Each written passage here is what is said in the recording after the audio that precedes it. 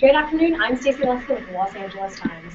Unless you've been living under a rock the last few days, you may or may not have heard that there's been a huge celebrity hacking scandal going through everyone from Jennifer Lawrence to Michaela Maroney to all ends of Hollywood. And of course, both celebrities and non-celebrities alike are very afraid of this device and the iCloud storage. Joining me today is my long-lost friend, Salvador Rodriguez. Sal, it's been so long since we last spoke. How are you? I'm good, I'm good. Thank you for having me back. Of course. All right, so everyone's terrified that all of their private photos are going to end up very public spaces.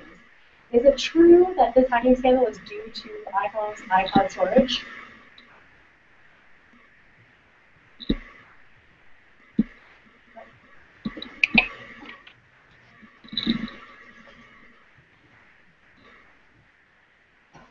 Hey, sorry about that. There you are.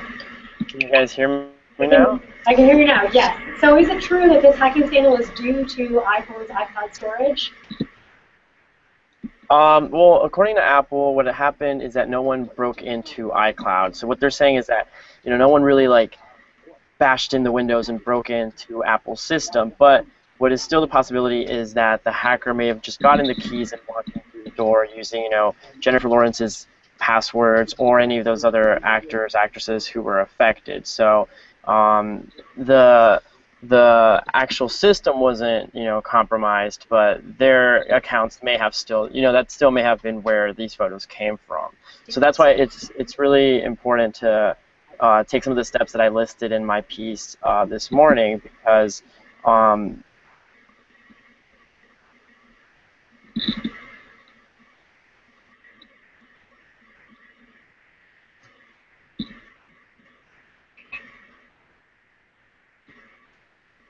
hi, can you guys hear me?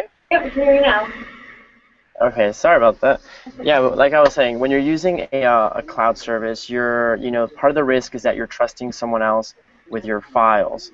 So that's the risk. And you can't really control what all they do to secure it. I mean, you have to understand that these files that you upload to these services are stored in facilities that you have no control over. And I mean, anyone could even just walk into those or break into those facilities and take that. So there's a limit to what you can do to protect your files, but there are things that you can do to at least make sure that if a hacker gets in there, it's at least not by exploiting your passwords. And what are some of those steps? That's definitely what people want to know.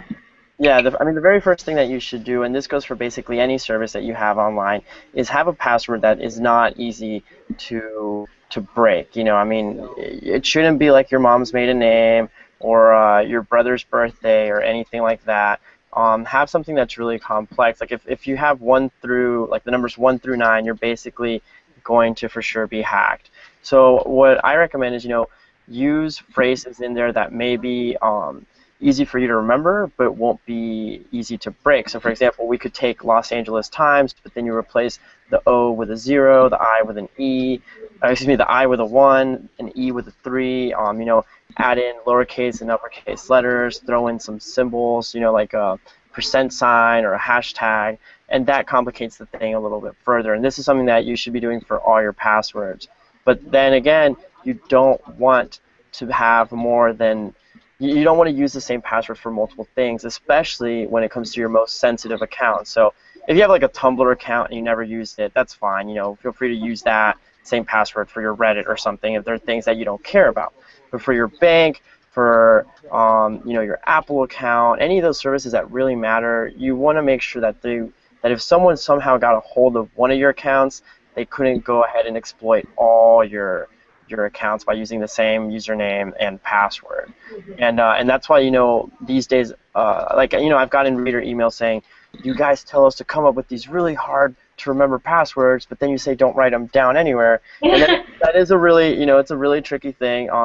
For me, I have like a system worked out, but if you don't want to deal with that, you can use what is called a password manager, which basically it will come up with all the passwords for you, and they will be numbers and letters and symbols that mean absolutely nothing to you or any hacker.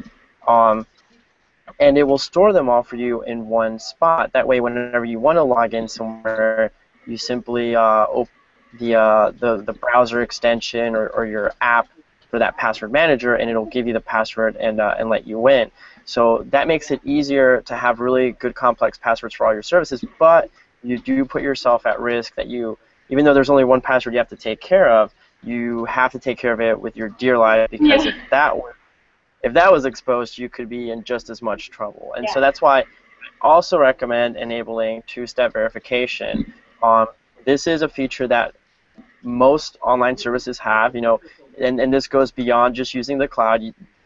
Google, Apple, Twitter, Facebook, Dropbox, all these services usually have two-step verification. And what that does is that instead of just having one key to get into your account, which is your password, you're going to need two keys. And that second key is a code that is different every single time you try to log in. And that code is usually texted to you in your phone. So first you'll type in your email, then your password, and then the special code that gets sent to you. So it's a little bit lengthier, but if you care about security, then you'll take that extra step to make sure that, that because that code is sent to your phone, it's something that a hacker may probably not be able to get a hold of. Okay, so what about the last bit of this, though? Because what we kind of were chatting about before was, with all these kind of apps like Snapchat, for example, or even just texting, even if you think you delete your files, they're probably not actually gone, right? Well, there's just, there's all kinds of services and software and skilled hackers who have, various ways to get items. So, I mean, sometimes recovering a photo that you think you've deleted can be as easy as checking your trash on your computer, because a lot of people forget to empty it. It can be as easy as that. Or, there are companies who their entire business model is based on being able to recover files that are presumably gone. Like if there's a flooding or a fire, the tools and software exist so that, those companies, if you're willing to pay thousands of dollars, they can go and recover those kinds of things. And those tools aren't exclusive to who are just trying to make an honest living. Hackers have access to those kinds of things as well. So that's why you really have to be careful with the things that you put on your computer, and especially with the things that you put online. I was talking to an expert this morning, and he said that, if you put something on the internet, just be okay with the fact that there's a very good chance that it will always exist on the internet for the rest of time. And that's not far-fetched. I mean, that's pretty accurate. Like, like 2 years ago at the Super Bowl, Beyonce she tried to get those photos taken down of her being not so amazing, and that's just, I mean, her saying I want to get those photos taken down is one of the most naive things that anyone could say about the internet. Yes. You have to be careful with those sorts of things. Well, if Beyonce can't get them taken off the internet, then nobody can. Yeah, so that's why, one of my other final steps that I recommend is just don't put anything in the cloud that you wouldn't want to be exposed. And that doesn't just go for nude photos. Any sensitive documents, like your finances or anything like that. It's better to either keep them just on your computer or put them, in an external hard drive that only you have access to. But of course, if you're that important of a target, you might want to put that hard drive behind a safe. So yeah, exactly. Okay, so what about just shutting off your iCloud now? Do you recommend that people take the time to go into their settings and turn off the iCloud service for your photo stream? Sorry, it cut off there. What did you say? I said, do you think people should take the step to go into their iPhones right now, into their settings, and turn off iCloud for their photo stream? Well, yeah, so that's the other thing is, I think what probably happened to some of these actresses is that they don't realize they will automatically back up a lot of the things that you do. So, you can take a photo, and that photo will be sent to like your iCloud stream, and it can be accessed by any of your Apple devices. And so, I mean, I turned that off just because I didn't want some photos that I took here to be showing up there, and if that's of importance to you, you can do that. Like, these photos aren't meant, they're not designed to put you in these kinds of situations. For example, I use my Dropbox account so that it'll back up every photo I take on my phone, which makes it easy to then delete those photos from my phone later. But if you don't trust yourself to to then maybe move those photos from Dropbox to another safer part, then it's better to just go ahead and turn those things off. And usually you can find that by going into the settings of these services. On Dropbox, you do that on the desktop preferences. For iCloud, you can do that in your phone settings app. So if you're having trouble figuring out how to do it, I recommend just Googling turn off auto backup and then the name of the service that you're dealing with. So. Great. Okay, so 2 passwords, shut off your iCloud sharing, and just don't put things on the internet you don't want your grandmother to see. Yeah, you got to be careful. Just if you wouldn't want it on TMZ, then probably don't put it in the cloud. Exactly. Sal, thank you so much for taking the time to join us. And if you guys want more tips and tricks, make sure to check out Sal's article from this morning at latimes.com.